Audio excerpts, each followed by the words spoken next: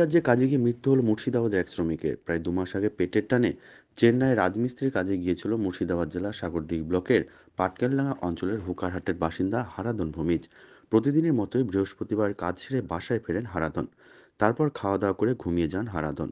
তারপর হঠাৎ বুকের ব্যথা হওয়ায় তার বন্ধুরা চেন্নাইয়ের স্থানীয় আম্বাত্তু স্যার ইভেন্ট স্ট্রেটফোর্ড হাসপাতালে ভর্তি করানোর জন্য নিয়ে গেলে রাস্তাতে মৃত্যু হয় হারাধনের। তারপর রাত ১২টার সময় মুর্শিদাবাদের সাগরদিঘিতে তারপর রাত ১২টার সময় মুর্শিদাবাদের সাগরদিঘিতে হারাধনের পরিবারের কাছে মৃত্যুর খবর পৌঁছাতেই গোটা পরিবার জুড়ে নেমে আসে শোকের ছায়া।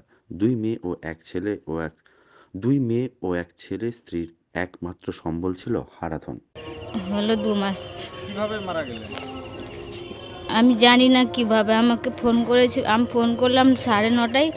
দিয়ে আমার সঙ্গে দুটা কথা বললো যে আমার গা হাত পা খুব চুলকাচ্ছে, মাথা চুলকাচ্ছে, ফুলেছে গা হাত। তা আমি বললাম কী হয়েছে, কিছু খেয়েছো কি? বললো কি না, মাংস দিয়ে ভাত খেয়েছি। তা আমি বললাম কিসের মাংস? বলছি জানি না কিসের মাংস। দিয়ে বললো আমাকে ফোনটা রেখে দাও। দিয়ে আমার ফোনটা রেখে দিল, আর কথা হয়নি আমার স্বামীর সাথে। কখন খবর পেলেন মারা গেছে? ১২টা-১টার দিকে। আপনার নাম? অনিতা ভূমিজ। আপনার কয় ছেলে কয় মেয়ে? ২ মেয়ে ১ ছেলে। কখন মারা গেল, কি চাইছেন এখন? আমি রাত্রে মোটামুটি ২:৩০টার দিকে আমার মোবাইলে ফোন এসেছিলো। মোবাইলে ফোন এসে দেখছি যে ফোন ধরলাম, যে বললো যে জুসটি ছেলে মারা গেছে চেন্নাই। দিয়ে আমি রাত্রে আর আসলাম না, সকালবেলা এলাম। দিয়ে আমরা গ্রামবাসী মিলে, সব ছেলেপেলে মিলে ওটা পাড়া সমস্ত কালেকশন করলাম। হ্যাঁ, এবার দিয়ে ওর গার্জেনদের হাত, গার্জেন তো কেউ নেই, গার্জেন তো এখন মানে খুবই খারাপ। তাই আমরা তুলে দিয়েছি একটা বাড়ির পাশে মেয়ে চঞ্চলা, ভাড়াতে আমরা মোটামুটি ১৫,০০০ টাকা তুলে দিয়েছি। হ্যাঁ, এখন কত টাকা মতো লাগবে লাশ আনতে গেলে? প্রায় লাস্ট মোটামুটি আমার সঙ্গে যে হালিম যে ঠিকাদারের সঙ্গে গিয়েছিল, সে হালিমের সঙ্গে আমার কথা হলো, মোটামুটি ৮৪ থেকে ৮৫,০০০ টাকা লাগবে। তো আমি রিকোয়েস্ট করেছি ওকে যে দেখ, এই তো গরিব মানুষ, আর আমরাও তো বুঝতে পারছি গ্রামের গরিব, তো আমাদের দায়িত্ব যে আমরা তোকে দাবি দিচ্ছি যে তোর লাশটা, আমাদের বডিটা পৌঁছে দে।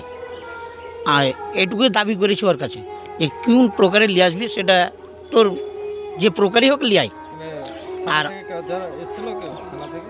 না, থানা থেকে ইনচার্জরা এসেছিলো, নিয়ে গেল রিপোর্ট। প্রতিনিধিরা এসেছিল স্থানীয়?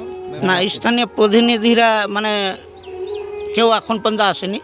তা আমি আবেদন করছি, আমাদের যে প্রতিনিধি আছে আমাদের খলিলুর রহমান কিংবা বাইরুন বিশ্বাস, তার কাছে আবেদন করছি, আমার গ্রামের লোক হয়ে, মানে আমার বাড়ির পাশে লোক, তাকে আমি আবেদন করছি যে সরকারি সাহায্যের হাতটা যেন বেড়ে দেয়।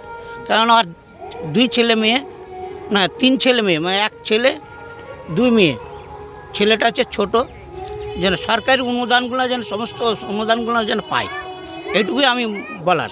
কারণ বুঝতে পারছেন ঘরের অবস্থা, খেটে খাই, এরা তো বাড়িতে থাকতেই পায় না, প্রতি বছরই মানে 6 মাস, বছরে 1 মাস বাড়িতে থাকে। এর মধ্যে যদি মারা যায়, তো বাচ্চা ছোটো ছোটো বাচ্চা, শুধু বলে না, আমাদের গ্রামের অনেকজনাই যায় ভিন রাজ্যে কাজ করতে।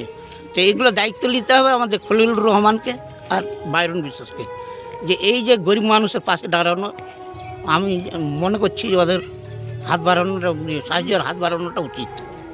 আপনার নাম? আমার নাম মানস সিংহ।